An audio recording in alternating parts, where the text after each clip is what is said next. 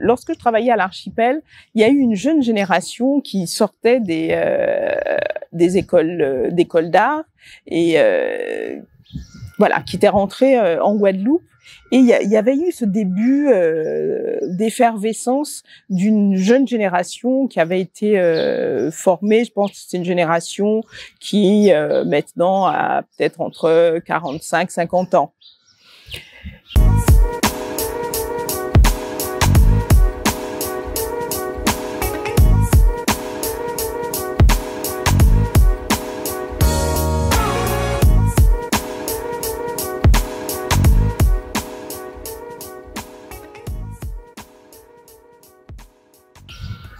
Et puis, en tout cas, moi, j'ai eu le sentiment qu'il y a eu un peu un creux de la vague.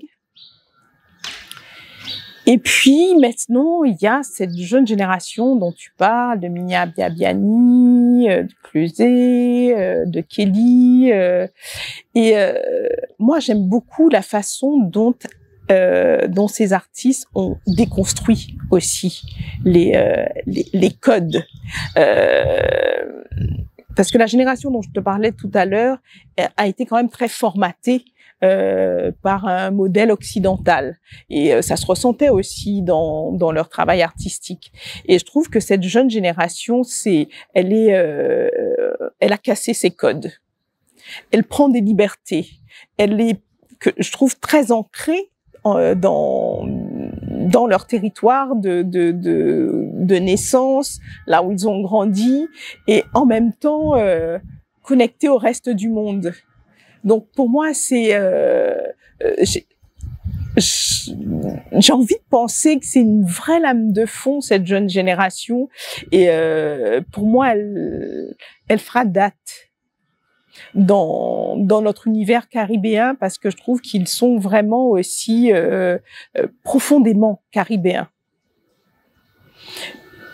moins occidentalisés et plus ancrés dans une nouvelle géographie géopolitique aussi, très conscient, très investi sur les questions d'aujourd'hui, avec un champ extrêmement large, moins eurocentré que ont été les autres générations. Donc pour moi, tout ça est vraiment extrêmement prometteur.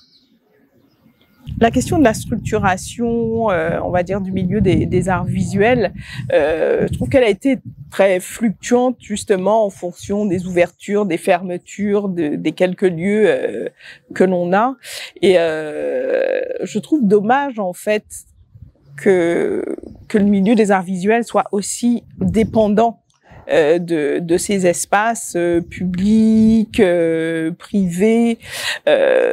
Certes, c'est bien qu'ils existent, mais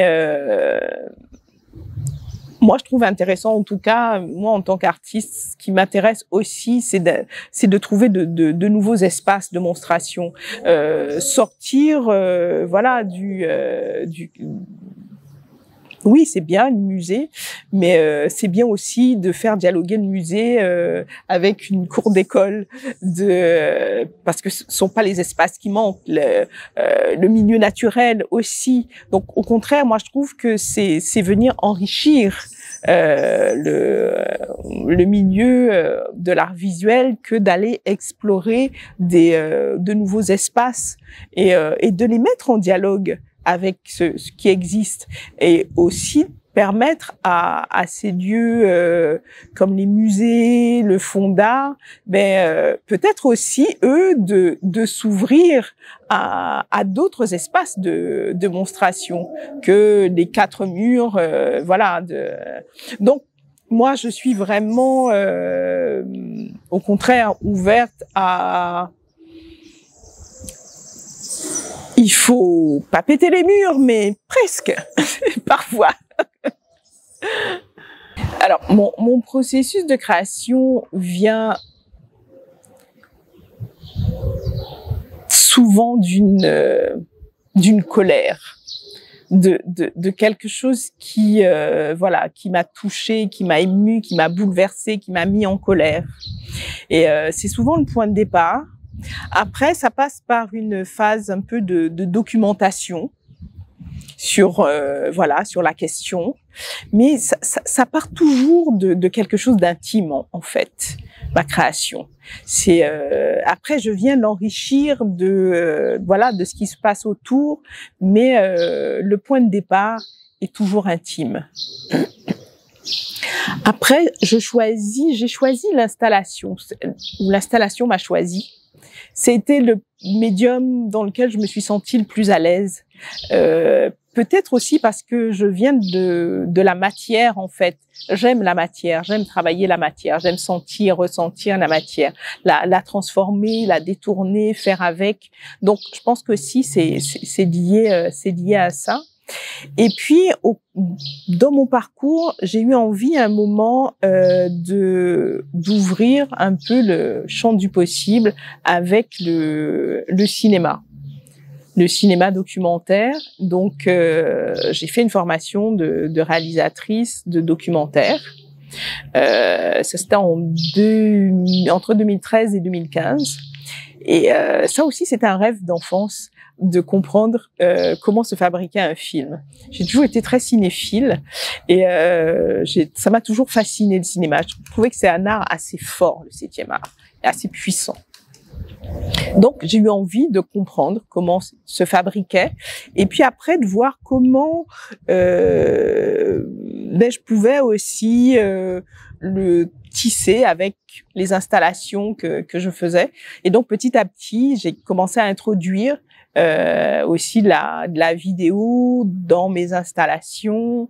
Et puis récemment, l'année dernière, j'ai eu envie d'approfondir la question du son. Donc pareil, je me suis remis en phase de formation au documentaire sonore.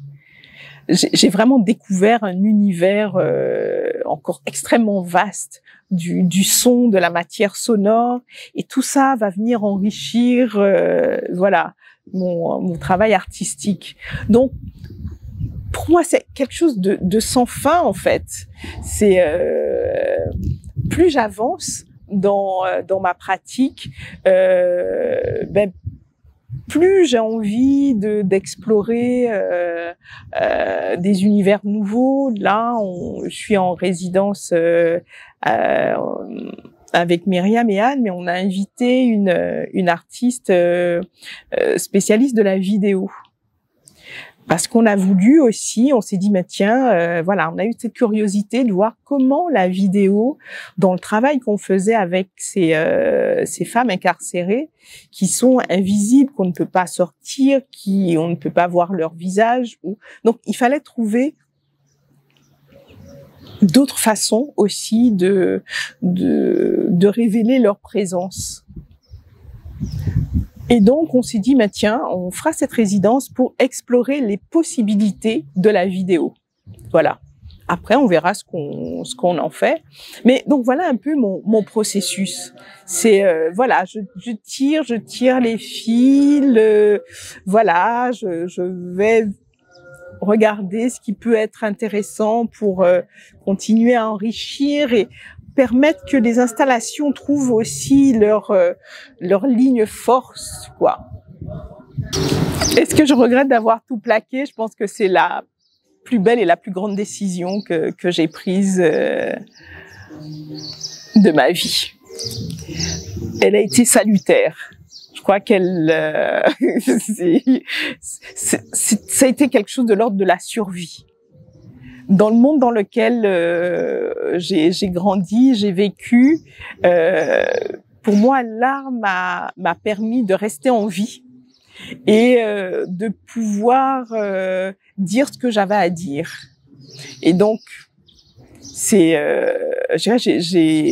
beaucoup de chance quand même d'avoir trouvé, parce que quand on interroge un peu autour de soi, c'est parfois difficile de trouver sa voie, qu'est-ce qui nous fait vibrer de l'intérieur.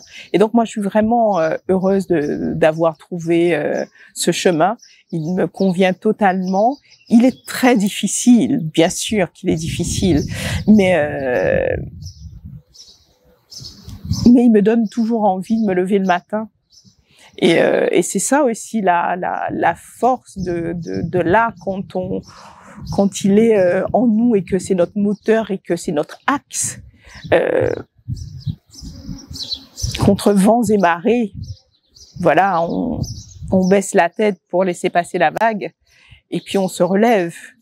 Donc pour moi c'est oui, ma vie c'est ça. J'en vis, je suis heureuse d'en vivre et j'espère continuer jusqu'au bout à créer, parce que c'est aussi pour moi un acte politique. Créer, c'est résister à un système qui nous écrase, c'est un système qui nous invisibilise en tant que femmes. Et donc, oui, je veux continuer à créer jusqu'à mon dernier souffle. Moi, j'ai envie de dire au monde, à la jeune génération, que c'est important de créer. C'est peut-être ce qui sauvera le monde. Donc, et aussi de vivre ses rêves, de ne renoncer à aucun rêve. Et c'est pour ça que je suis là, parce que j'avais ce rêve et que je n'ai pas renoncé.